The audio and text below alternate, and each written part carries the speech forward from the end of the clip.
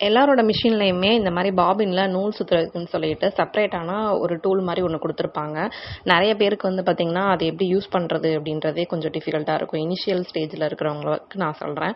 So அந்த மாரி நீங்க இந்த மாரி உங்களுக்கு மிஷின்ல வந்துட்டு கேஸ் சுத்துறதுக்குன்னே வந்து பார்த்தீங்க அப்படின்னா, இப்படி செப்பரேட்டான ஒரு இடம் குடுத்துருக்காங்க அப்படின்னா, அதில இந்த மாரி ஃபிட் பண்ணிட்டு, நீங்க ஆட்டோமேட்டிக்கா வந்து பார்த்தீங்கன்னா, அதில டைட் பண்ணிட்டு நீங்க பெடல் பண்ணீங்க அப்படின்னா, அது வேகமா சுத்தணும்.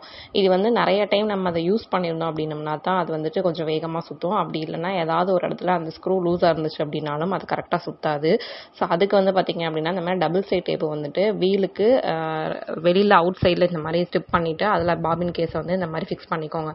ஃபிக்ஸ் பண்ணிட்டு இப்போ வந்துட்டு நீங்க பெடல்ல நூல் வந்து கையில புடிச்சுட்டு பெடல் நீங்க போடும்போது அது வேகமா சுத்த ஆரம்பிச்சுரும்.